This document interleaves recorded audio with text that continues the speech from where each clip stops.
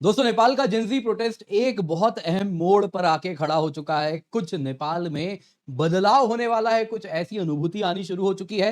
KP Sharma Oli जो अब तक कह रहे थे मैं रिजाइन नहीं करने वाला, एक-एक करके उनके सारे मंत्री उनका साथ छोड़ना शुरू कर चुके हैं। माहौल को भांपते हुए केपी शर्मा के कई मंत्री इंक्लूडिंग होम मिनिस्टर ने इस्तीफा दे दिया। यहां पे अगर आप देखें तो इसके बाद हुआ यूं है, 3 मंत्रियों के प्रोटेस्ट के बाद अब न्यूज़ आ रही है नेपाल के प्रधानमंत्री केपी ओली दुबई जाने का प्लान कर रहे हैं। यहां पे बात बड़ी क्लियर है, जेनजी प्रोटेस्ट के बाद ऑलरेडी सोशल मीडिया में ये मांग उठ रही थी भारतीयों से कि केपी ओली को अपने देश आप ना आने दें, इनका फैसला यहीं होगा। तो यहां पे देखने वाली बात यह है कि इंडियंस भी कह रहे हैं केपी ओली तुम तो चाइना के बड़े प्रिय हो, जाओ चाइना, भारत आने की कोई आवश्यकता नहीं है। तो यहां पे ऐसे रिपोर्ट्स हैं, ओली का जेट भी तैयार खड़ा है और वो वापस कहीं ना कहीं आप देखें तो दुबई हेल्थ का बहाना, जो नेताओं का फेवरेट बहाना होता है, वापस वही बहाना बना के वो दुबई जाने का प्लान कर रहे हैं। यहां पे दोस्तों भारत में सवाल पूछा जा रहा है, क्या किंग आने वाले हैं? क्या वापस नेपाल हिंदू किंगडम बनने वाला है? तो जरा उस पर क्या है वो भी जरा जानेंगे। साथ ही साथ यहाँ पे इस जेनजी प्रोटेस्ट के पीछे जो नाम सामने आ रहा है वो सुडान गुरुंग है। तो ये कौन है सुडान गुरुंग, इनके बारे में भी जरा हम जानते हैं, इनके बारे में ये क्या किए हैं, कहां से आए हैं और क्यों ये इतने फेमस हो गए हैं अचानक से, इस प्रोटेस्ट में इन्होंने क्या किया है। वही दोस्तों यदि हम नेपाल की बात करें तो नेपाली कांग्रेस अगर आप देखें तो उनके सेंट्रल ऑफिस को आग लगा दिया प्रोटेस्टर्स ने। यहां पे अगर आप देखें तो प्रोटेस्ट कंटिन्यूअसली बढ़ता ही जा रहा है। अगर आप ओपिनियन पीसेस देखें तो बड़े क्लियर हैं, Oli must resign, barbarians at the barricade और ये सारी बातें कही जा रही है। यानी मीडिया भांप रही है, पब्लिक का आक्रोश बहुत ज्यादा है। उन्होंने 19 बच्चों को बेरहमी से मारा है, तो उसके बाद पब्लिक सड़क पे है, किसी को नहीं बख्शने वाली, ये चीज क्लियरली दिख रही है। यहाँ दोस्तों अगर आप देखें तो केपी ओली का भी घर जल गया है, जैसा आप लोग इस वीडियो में देख रहे हैं इस वक्त। यहाँ पे अगर आप देखें तो और सिर्फ ओली ही नहीं, और एक नेता है उनका भी घर जला दिया गया है। हालांकि ये प्राइवेट रेसिडेंस है, सरकारी आवास नहीं जिसको जलाया गया है, लेकिन प्राइवेट रेसिडेंस में पब्लिक घुस के आग लगा रही है। यानी कि केपी ओली बैकफुट में है, इसमें कोई दो मत नहीं है। दोस्तों यहाँ पे सवाल पूछा जा रहा है, ये हामी नेपाल कौन है, सुडान गुरुंग कौन है जो इस जेनजी वॉयलेंट प्रोटेस्ट के पीछे हैं? तो बियॉन्ड न्यूज मुझे क्या मालूम है वो आपको मैं इसके बारे में भी बताऊंगा यहाँ पे। तो आइए दोस्तों, आइए जरा आज के वीडियो को शुरू करते हैं, पर इससे पहले आगे बढ़े बहुत जरूरी है आप सभी को वीडियो लाइक करें, चैनल सब्सक्राइब करें। इसके सिवा यूपीएससी वीकली न्यूज नेविगेटर है, हर सैटरडे को शाम को 7 बजे हफ्ते भर का करंट अफेयर्स एक साथ हम कवर करते हैं, बिल्कुल फ्री है, जरूर जाएं, जाके जुड़ जाएं। सबसे पहले नेपाल प्रोटेस्ट में लेटेस्ट क्या है देखिए दोस्तों, पुलिस क्रैकडाउन जो हुआ, 19 प्रोटेस्टर्स को पुलिस ने मार दिया, उसके बाद जो प्रोटेस्ट है वो कम नहीं हुआ है, वो बढ़ गया है। गवर्नमेंट के करप्शन के भी खिलाफ अब बहुत ज्यादा आवाज यहां उठ रही, रादर वही प्रमुख मुद्दा बन गया है। सोशल मीडिया बैन तो ऐसी बात है कि सरकार ने वापस सोशल मीडिया को खोल दिया है, लेकिन पब्लिक का आक्रोश यहां ठंडा नहीं हुआ है। 3 नेपाली मिनिस्टर्स ने अब तक क्विट कर दिया है। केपी ओली पे भी प्रेशर है कि वो भी रिजाइन करें। होम मिनिस्टर रमेश लिखाक ने तो रिजाइन किया, एग्रीकल्चरल मिनिस्टर ने रिजाइन किया, वाटर सप्लाई मिनिस्टर ने रिजाइन किया। और अगर आप देखें तो इनमें से जो लेखाक और अधिकारी हैं ये नेपाली कांग्रेस से हैं। वैसे ही आप देखें तो जनता समाजवादी पार्टी के भी यहां पर मेंबर हैं। तो अगर आप देखें तो इस वक्त ओली की जो सरकार है उसमें ये कोएलिशन है, कांग्रेस है, सीपीएन यूएमएल है, वैसे ही लोकतांत्रिक समाजवादी है, नागरिक उन्मुक्ति है। तो कांग्रेस और समाजवादी इनके तो प्रतिनिधि रिजिग्नेशन देना शुरू कर दिए हैं। अब सीपीएन यूएमएल यानी ओली के ऊपर दबाव है कि वो कब रिजाइन करेंगे। तो अक्रॉस पार्टी लाइंस रिजिग्नेशन आनी शुरू हो गई है। एनसी प्रेसिडेंट शेर बहादुर देवबा साहब, उन पे भी बहुत ज्यादा प्रेशर है कि ओली के द्वारा लेड ये जो कोएलिशन गवर्नमेंट है उससे अपना साथ छोड़ें और ये सरकार को गिराएं।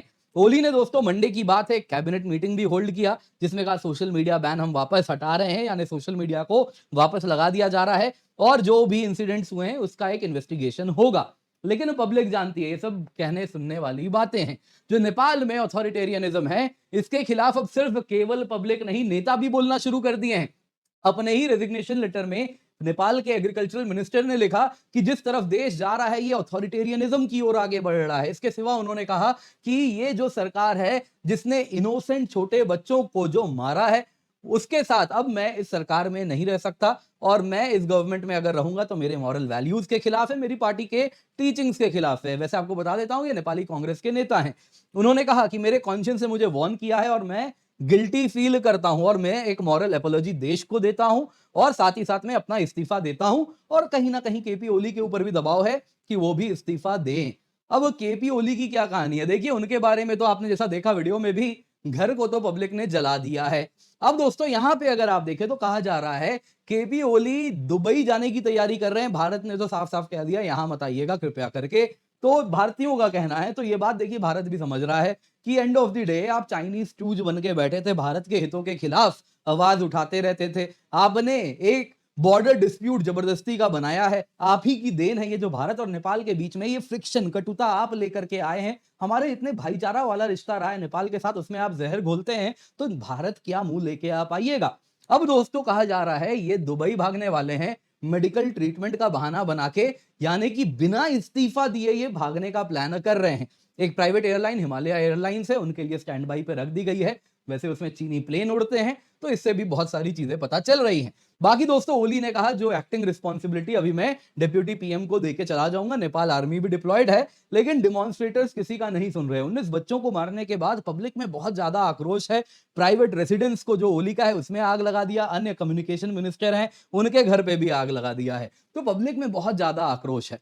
अब सवाल पूछा जा रहा है, भारत से ही आ रहा है, क्या राजा ज्ञानेंद्र वापस आएंगे, क्या नेपाल हिंदू किंगडम बनेगा। देखिए दोस्तों इस साल में काफी प्रोटेस्ट हुए हैं राजा ज्ञानेंद्र के रिटर्न को लेकर। राजा आओ देश बचाओ ये सारी बातें भी हुई हैं, लेकिन इस वक्त जो प्रोटेस्टर्स की डिमांड है उसमें राजा का कहीं नाम ही नहीं है। उसमें अगर आप देखें तो बड़ा क्लियर है, सोशल मीडिया बैन हटाओ जो कि सरकार ने वहां की मान ली है। फिर कहा है करप्शन इनइक्वालिटी नेपोटिज्म के खिलाफ काम कीजिए। अब नेपोटिज्म क्या है दोस्तों, वहां पे ना सोशल मीडिया में सब देखते हैं, ये जो पॉलिटिशियंस है नेपाल के, उनके बच्चे बड़े लैविश लाइफस्टाइल जीते हैं, वो तस्वीरें डालते हैं, और वहीं ऑर्डिनरी सिटीजन रोज की समस्याओं से गुजर रहे हैं, तो वो कहते हैं जो नेपोटिज्म बना हुआ है, तुम तो खूब अमीर हो लेकिन हम वैसे ही हैं, तो ये खत्म करना है। इकोनॉमिक अपॉर्चुनिटीज लाओ, अनएम्प्लॉयमेंट रेट नेपाल में 19% करीब है, तो उसके खिलाफ काम करो। प्रोटेक्शन ऑफ सिविल लिबर्टीज हो, फ्रीडम ऑफ स्पीच हो, मीडिया की फ्रीडम हो, और इन सब पे काम हो। बाकी जो की ऑफिशियल्स है जैसे केपी ओली, उनको रिजाइन करना है।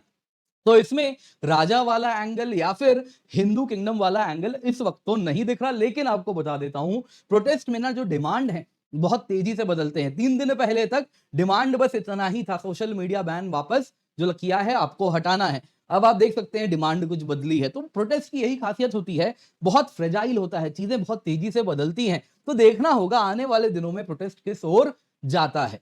अब दोस्तों यहां पर सवाल है इस प्रोटेस्ट के पीछे किसका नाम बताया जा रहा है। दोस्तों इनको आप जो देख रहे हैं ये है सुडान गुरुंग। हो सकता है पहला नाम में जो प्रथम नाम है वो शायद थोड़ा गलत यहाँ पे उच्चारण कर रहा हूं, तो उसके लिए माफी चाहूंगा। आप मुझे हिंदी में देवनागरी में लिख के बता दीजिएगा कैसे बोलते हैं। तो अगर हम गुरुंग साहब की बात करें तो ये हामी नेपाल नाम की एक संस्था है, एनजीओ है, वो चलाते हैं। 36 वर्षीय एक्टिविस्ट हैं और यही इस पूरे जनजी प्रोटेस्ट के आर्किटेक्ट बताए जा रहे हैं। गुरुंग अगर आप देखें तो इन्होंने ही विद्यार्थियों को कहा था कि आप स्कूल यूनिफॉर्म्स में मार्च कीजिएगा, किताब लेके मार्च कीजिएगा। और ब्लैकआउट के पहले हामी नेपाल ने सोशल मीडिया में क्या प्रोटेस्ट के रूट्स होंगे, क्या सेफ्टी गाइडलाइंस होंगे, एक एक चीज बताई थी। तो ये स्पीयर हेड किए हैं इस पूरे कैंपेन को, और ये कोई पहली बार नहीं है। इससे पहले भी अगर आप देखें तो कुछ ट्रांसपेरेंसी अकाउंटेबिलिटी की डिमांड भी इन्होंने की है, घोपा कैंप वगैरह प्रोटेस्ट वगैरह इन्होंने किया है। अब दोस्तों सुडान गुरुंग हैं कौन, देखिए तो मीडिया में बहुत सारी बातें बताई जाती हैं, लेकिन एक्चुअल इंफॉर्मेशन तो उनके पास्ट में जाके मिलेगा। जैसा मैंने आपको याद होगा जब दुनिया मोहम्मद यूनुस के लिए लतीफे पढ़ रही थी तब भी मैंने कहा था कि ये बहुत डेंजरस आदमी हैं, लेकिन इनके बारे में हमारे पास कुछ वैसा इंफॉर्मेशन नहीं है। फ्रैंकली इनका नाम पहली बार हमने अभी सुना। तो मैं इनकी वेबसाइट में गया, हामी नेपाल। हामी नेपाल दोस्तों इस वक्त बंद है ना, अंडर मेंटेनेंस डाला गया है। फिर मैं क्या किया, आर्काइव वेब पेज में गया, तो उसमें भी मुझे कुछ चीजें मिली।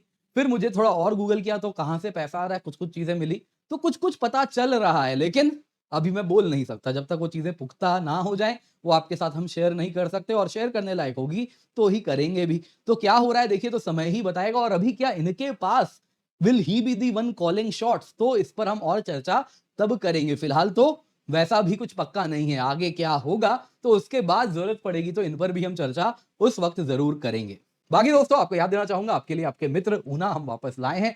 Voice mode, quiz mode, smart summary सब कुछ हम लेकर के आए हैं आपके लिए। तो जल्दी से जाएं, जाके इसे ट्राई करें ऊना के साथ आप काफी इसे पसंद करेंगे। आई एम प्रीटी श्योर आपका ये मित्र होने वाला है, सारथी भी होगा इस एग्जाम में। बाकी दोस्तों 17,999 रुपए में आपके लिए सब्सक्रिप्शन लाए हैं। हमारे रिक्वेस्ट पे दोस्तों ये ऑफर वापस आया, तो मेक श्योर आप जुड़े दोस्तों। ये लेकिन 11 सितंबर तक ही ऑफर है, तो इसका मैक्सिमम फायदा उठाएं। मेक श्योर, क्योंकि इस कीमत पे 1 साल की सब्सक्रिप्शन मिल रही है, जिसमें कंप्लीट जीएस है, कंप्लीट सीसैट है, प्रीलिम्स टेस्ट सीरीज है, mains test series with evaluation है। अगर आप 2 साल की सब्सक्रिप्शन लेते हैं जो बस 24,999 में स्टार्ट हो रही है, तो उस कीमत पे आपको बहुत सारी चीजें मिल रही हैं। अगर आप प्रीलिम्स क्लियर किए तो मेंस की तैयारी आपकी हम कराएंगे ऑफलाइन। फ्री एक्सेस मिलेगा मेंस रेसिडेंशियल प्रोग्राम का, जिसमें एकोमोडेशन मिलता है, टेस्ट सीरीज मिलती है, मेंटरशिप भी मिलता है। अगर क्लियर नहीं कर पाए तो इन दैट केस आपको फ्री एक्सेस मिल जाएगा हमारे प्रीलिम्स और मेंस जो अगले साल होगा उसके क्रैश कोर्स का, यानी आपके दोनों हाथ में लड्डू हैं। मेक श्योर आप इसका फायदा उठाएं, क्योंकि हम आपके साथ तब तक जुड़े हैं जब तक आप एग्जाम क्रैक नहीं कर रहे। आपके हर इस पूरे के पूरे सफर में आपके साथ हम खड़े रहने वाले हैं। Use the code KC10 maximum discount के लिए। मेक श्योर आप इसका फायदा अवश्य उठाएं।